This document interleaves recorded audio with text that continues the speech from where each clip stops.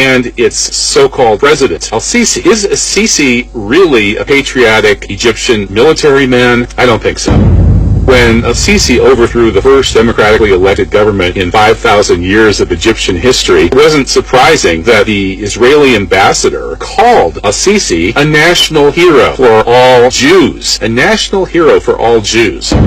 Sisi obviously overthrew the Egyptian government on behalf of his paymasters in Tel Aviv. Everything he's done since then bears this out. And of course, it's no secret that Al-Sisi was the Israeli liaison to the Egyptian military during his time as a general. When the Israeli liaison to an Arab country's military, an Arab country that, by the way, is largely occupied by and on behalf of Israel, taking billions of dollars from the American taxpayer in return for doing whatever Israel tells it, that military liaison, in this case Al-Sisi, is obviously very, very close to the Israelis, and that such a person would be the one to lead a coup d'etat, essentially that in itself.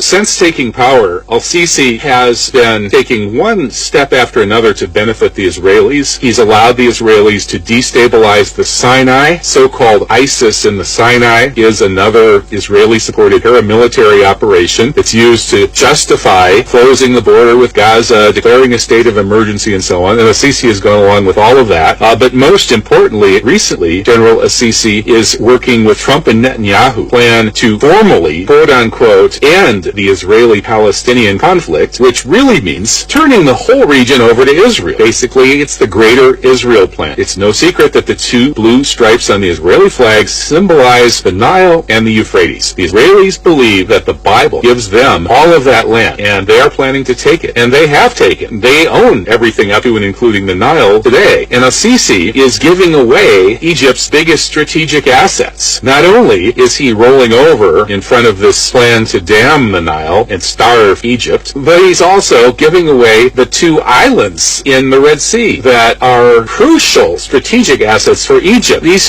two islands command the Straits of Aqaba along Egypt's eastern border. They are key to the Israelis, who took them. They are going to just hand these islands to Saudi Arabia, which in turn is handing them over to Israel. This is an outrage, as everybody in Egypt who's not on the Israeli payroll knows. The Saudi royal family is also very close to the Zionists. They always have been, but only recently have they come out and admitted it and created the beginnings of a formal alliance. And now the Saudis bribed Al-Sisi apparently to the tune of $20 billion, but that's just a formality. Muslim Brotherhood, whatever one may think of its capabilities when it was briefly in power, was talking about abrogating the Camp David Accords. It was talking about actually defending Egypt against this attempt to commit genocide against Egypt by damming the Nile. The government of President Morsi at one point was considering becoming allied to or opening up friendly relations with Iran. And all of these are no-no by people who think that they can compromise with the West and with the Zionists. And that doesn't work. You have to either execute, permanently imprison, or exile people like Al-Sisi, people who are agents of the hostile powers that are occupying your country. In that revolutionary situation where a nation is trying to take back its autonomy and become a free country once again, when the Egyptian people finally rise up and take back their country from the likes of Al-Sisi and his Israeli army of occupiers, they have to be removed from any chance of power, any chance of undermining your revolution. The Egyptian people don't have very long to act because they're losing their country very, very quickly. They're not just losing the Gulf, they're essentially handing over their country to Greater Israel. The Nile is currently in the hands of Israel. They're taking the islands in the Red Sea. This threat of genocide against Egypt through damming the Nile is looming heavier and heavier over Egypt. Egypt needs to be taken back by patriots. Mainstream Egyptian media